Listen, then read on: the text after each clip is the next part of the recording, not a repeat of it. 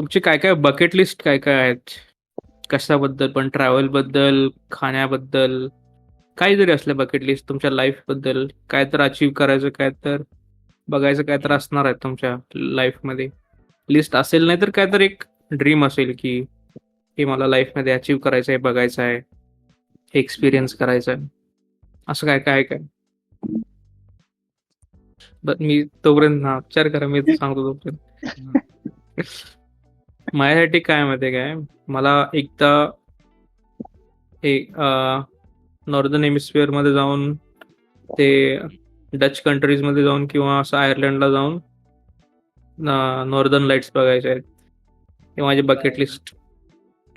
भरपूर दिवसापासून त्याला नॉर्दर्न लाईट्स म्हणतात. माहिती काय काय नॉर्दर्न लाईट्स कळाल ना? मी ऑरोरा ऑरोरा किंवा ऑरोरा नॉर्दर्न लाईट्स, ते एकदा असं आईसलँड. हे खूप जणांचं बकेट लिस्ट मध्ये आहे तसं हा वाटतं. माया पण तू जेव्हा विचारलास ना क्वेश्चन तर मी तोच विचार करत होतो की हे माझ्या बकेट लिस्ट मध्ये येते काय नॉर्दर्न लाईट्स. नॉर्दर्न लाईट्स एक, ते कसं आहे की ज्यावेळीपासून मी स्टार गेझिंग करतोय ना त्यावेळीपासून एक फॅसिनेशन आहे नॉर्दर्न लाईट्स बद्दल. माझ्या बकेट लिस्ट मध्ये एकदा होतं की सोलर इक्लिप्स बघायचं आहे. ते मी आय थिंक 2008-20 मध्ये मी बघून आलो. टोटल ॲन्युलर टोटल नव्हता तो, ॲन्युलर होता. पण ठीक आहे, मी दिवसा कसा अंधार पडतो ते बघून आला. मी केरळमध्ये जाऊन बघून आलो. म्हणजे हे सोलार इक्लिप्स म्हणजे युनिक असते का? म्हणजे असं मला नाही कळालं. म्हणजे सोलार इक्लिप्स ॲन्युलर आणि टोटल जे असतं ते भरपूर वर्षातनं होतं. म्हणजे आपल्या रिजनमध्ये, इंडियामध्ये जे पार्शल भरपूर वेळा होतं. पण टोटल आणि ॲन्युलर रेअर ऑकरन्स असतात. ते म्हणजे ठराविक जागेवरूनच दिसते का असं? म्हणजे हा, ठराविक जागेवरनं दिसते. ठराविक पट्टा असतोय, शॅडोचा रिजन असतोय. बाकीच्या शॅडोचा रिजन जो एक सपोज कर की इक्लिप्स सगळ्यांना माहित आहे की म्हणजे सूर्य इथं असतोय मध्ये चंद्र आणि इथं अर्थ.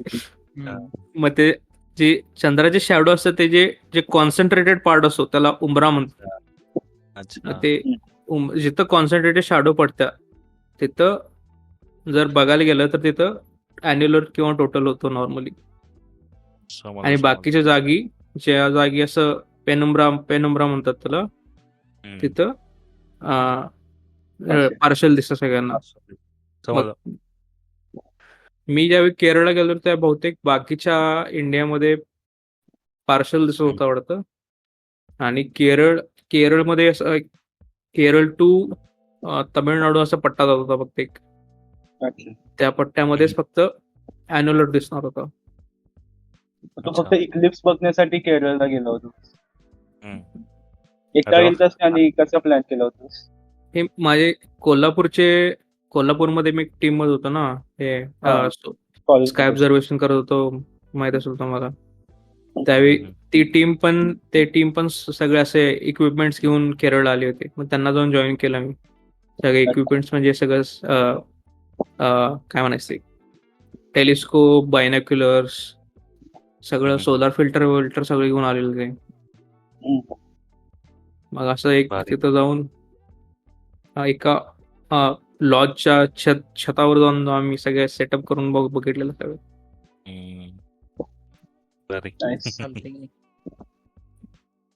अजून कोणाचं काय काय तसं माहिती? एकच बकेट लिस्ट आहे. एक सांगूया की इथं पण आहे. आमच्या इथं पण दिसतात, लक्ष्मीनगरला दिसतातच की नॉर्दर्न लाईट.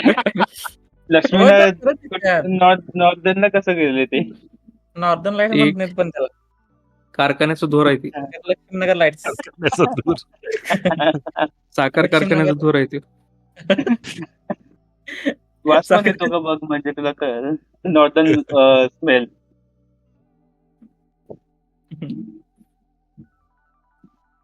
माझ्यासाठी माझं बकेट लिस्ट आहे की बाबा एकदा तरी आयुष्यात जपानला जाऊन यायचं.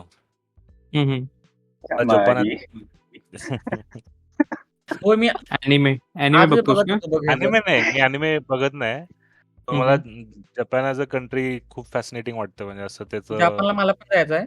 कारण मी हां, आजच टोकियो ट्रिप बघत होतो परत एकदा रिपीट. टोकियो ट्रिप मध्ये ते आहेच ना, त्याच्यात ते जातं जपानमध्ये.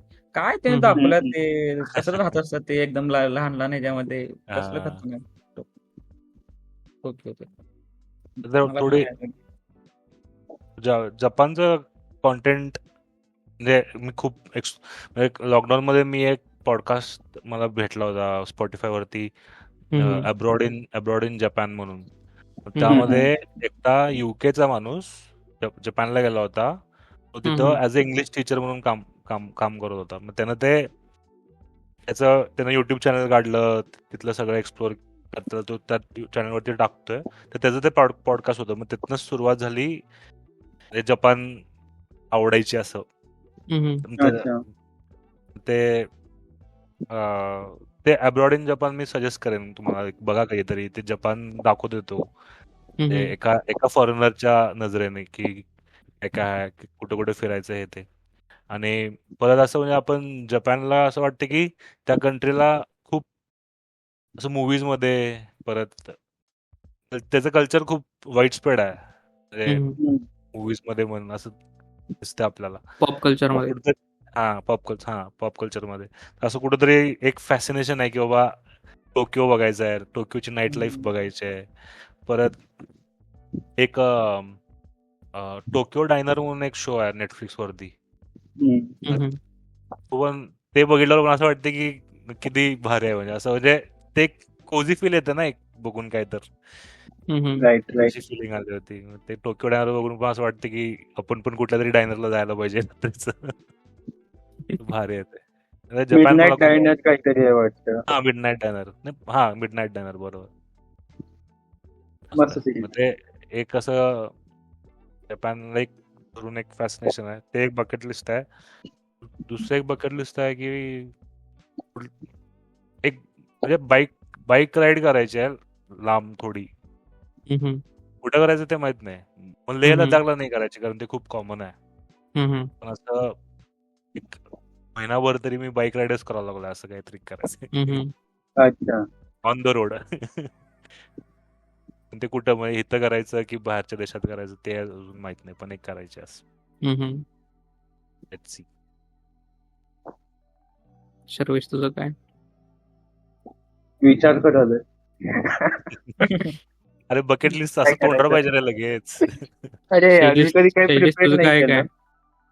नाही, मला Bucket पण list. असं काय नाही फिरायचं नाही. मला फक्त फिरायचं म्हणजे प्रत्येक महिन्याला कुठल्या तर बाहेरच्या फिरायचं देशात नाही, जायचं. फिरायचं. एवढंच नॉर्मली जायचं, फिरायचं, तिथली लाईफ जगायची, बाकी काही नाही. पण जायचं म्हणजे असं नाही की 1-2 दिवसात गेलं तर महिना दीड महिना जायचं, 2 महिने राहायचं तिथं. असं निवांत. बाकीचं काय, बाकी टेन्शन नाही. पैसे किती आहेत असं कसं फुल केशात पाहिजे आणि राहायचं निवांत. किती पण दिवस कुठं पण निवांत राहायचं, कुठं पण जाऊन चहा प्यायचा, तो कुठं पण व्हिडिओ असं. नाही काय, हो, जरा एन्जॉय व्हिडिओ नाही काय, करायचं. व्हिडिओ कोणतं? काय बघ मध्ये फेमस झालेला, तो टेरेसवरती बसून ते त्याचं ते रील्स पण बनलेले बघ त्याच्यावरती. साला जेब में इतने पैसे हो, मजे ही मजे.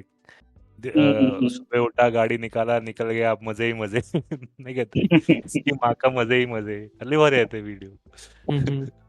कसं आहे पाटलांचं, हे नाही पाटील, दिगभर पैसा, अंडी खाली गाडी, हा, गावभर बोंबलत. करायचं. रील मध्ये बघितलेलं एक. माझं मी विचार केला तर म्हणजे एक 2-3 एकरची जमीन असावी, एक छान घर असावं आणि मस्त झाडे वगैरे लावून तिथं आहे. काय 2-3 एकर जमीन पाहिजे. हा, सांग पुढचं. हा, 2-3 एकर जमीन पाहिजे, छोटस घर पाहिजे, प्रॉपर असेल आणि आजूबाजूला सगळे झाड, मध्येच एक तलाव वगैरे असेल, ते मी राहील खाली. रिटायरमेंट प्लॅन सांगितलंस तू, नो बकेट वायफाय. लिस्ट सांगा. हा, तुझं तो मी बकेट माहिती लिस्ट, बकेट लिस्ट रिटायरमेंट आहे. प्लॅन आहे. बकेट लिस्ट म्हटलं असं मग फूड मला ट्राय करायचंय वेगवेगळ्या कंट्रीमध्ये जाऊन, ते म्हणू शकतो. लाईक जपान, USA वगैरे. म्हणजे मी बघितलं, म्हणजे नेटफ्लिक्सवर वगैरे, म्हणजे मोस्टली मी स्ट्रीट फूड काय वगैरे चॅनल मी खूप कन्झ्युम केलं, कुठे काय असतं पुढे. तर मला जाऊन ते ट्राय करायचंय, मोस्टली स्ट्रीट फूड. या या कंट्रीमध्ये काय आहे, जपानमध्ये गेल्यावर तिकडे काय आहे, चायनामध्ये वगैरे ते म्हणू शकतो. त्यावरनं फूडवरनं माझ्या बकेट लिस्ट मध्ये एक असलेलं फूडवरून आठवलं की माझ्या काय काय फेवरेट डिश आहेत ते मला त्यांच्या ओरिजिनला जाऊन त्यांच्या टेस्ट करायचं आहे, original test. For example pizza असेल तर एकदा निओपॉलिटन पिझ्झा मला टेस्ट करायचा आहे, किंवा ते शिकागो डीप पॅन पिझ्झा काहीतरी आहे ना, काहीतरी आहे तो ट्राय करायचा आहे. परत मला बरिटो आवडतं, मला मेक्सिको मध्ये जाऊन बरिटो खायचा आहे. किंवा बरिटो काय असतं थांब मी बघतोच थांब. चपातीत भात घालून. हा, चपातीत भात भाजी. चपातीत भात, चवळीची भाजी. हा, आणि मेक्सिकन काय असते सलाडला काय म्हणतात मेक्सिकन फहिता फहिता. ते काय लिंबू पिळायचं आणि खायचं.